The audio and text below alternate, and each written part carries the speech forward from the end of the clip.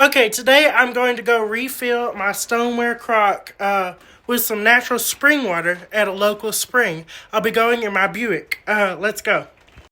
Okay, first I must collect my stoneware crock. Anyway, also another interesting thing I've noted. I don't understand, but a lot of the things that I get just have random fives on them. So, like, this has a random five. And then I have sheet music in here. I can't read sheet music. But, like, some of my sheet music, like this one back here, has a five on it right there. This one has a five on it. Anyway, this one has a five on it. I just now realized that. But, yeah, just something interesting I noted. I do know that there is such thing as angel numbers and all that, 10, 10, 11, 11, 1, 1, 1, and I can't not see those. I see at least 3 of those every day. Anyway, let's go. Okay, this is about a 15-minute drive in a normal car, so we'll double that time to be 30 minutes since we're going in the 29 Buick. Once I get the carburetor dialed in on this Buick, it'll be able to go 65 to 70 miles per hour, but until then, we're stuck at turtle speed.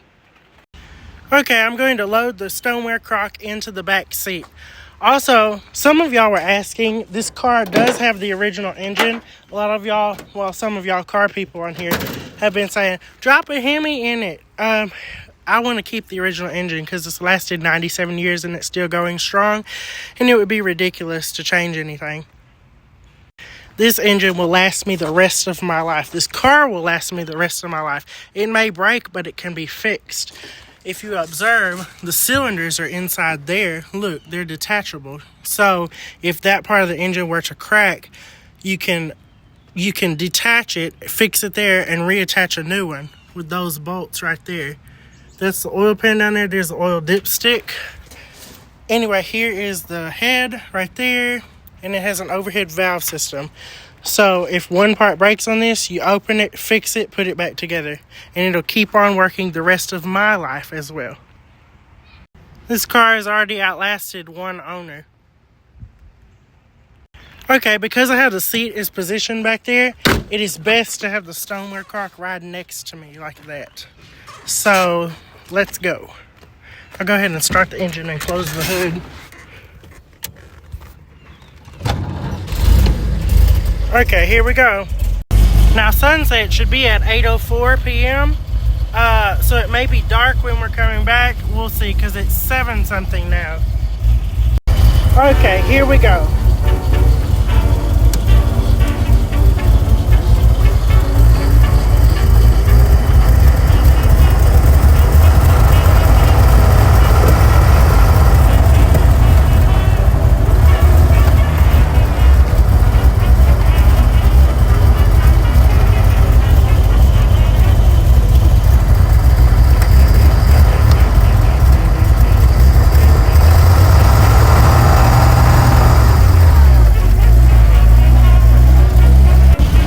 Temperature is 80 degrees. People are always like, how do you survive with no air conditioning? When the car is moving, it's fine. The shade is always 20 degrees cooler. And with the breeze going through the car and vents down there, it's perfectly fine. I drive my antique cars all the time, even in the summer. And the hottest it's been when I've driven one is 110 degrees outside, which I was fine because the car was moving. And it wasn't a wet heat, it was a dry heat, so it wasn't humid. Okay, we made it. There's the spring right there. This was built as part of, this rock formation stuff was built as part of the WPA back in the Great Depression for Jacksonville. Okay, let's go ahead and turn this off. And we'll go get the water. Okay, let's go get the water. Okay, my stoneware crock is filling with this water.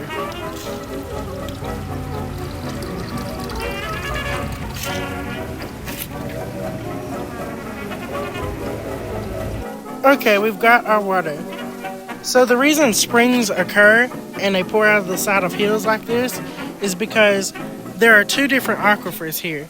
So there is one aquifer that sits inside of this hill over here, and then there's one that's lower over here. The aquifer that's over here, ground level over here, is lower than the aquifer is over here, thus making a spring pour out of the side of this hill.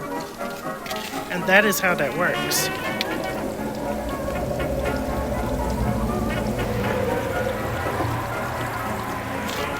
Okay, let's go back now. Oh, also, I almost forgot to say, the reason they like to use stoneware crocks like that back in the day is because these are clay. Clay is very porous. So on the inside, they would typically unglaze these or leave them unglazed. And that would mean that evaporation would happen. As evaporation happens, it naturally cools the water, so it naturally keeps the water cold. Because that evaporation takes heat with it. While we're at it, I do need to put some water in my radiator, so let me go do that. Now we are ready to return home.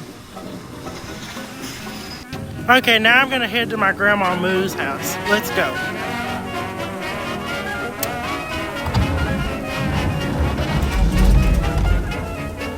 Okay, let's go. Okay, I had a minor delay after we got water, and I had to limp up here to Tractor Supply about 12 minutes away. The original belt on the fan, well, I don't know if it's original, but it snapped and the strings came out of it. So I had to limp to Tractor Supply and keep the car moving so air would cool the engine. And I used these strings out of the fan belt, the original one, to tie around there and make the fan spin. I got a new belt. It's a 30-inch belt. There it is. Okay, let's go home. And I'm gonna check the gas so that we don't run into another problem. We'll get some gas while we're here in Frankston, Texas. Okay, let's go home. Actually, let's go to my grandma's house. Okay, we're on the way home, and here are my headlights. Here we go. Look at my nice bright gas gauge. There it is.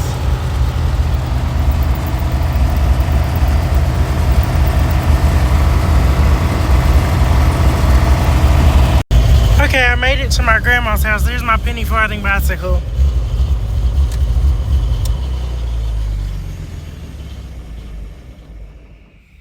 Here we are.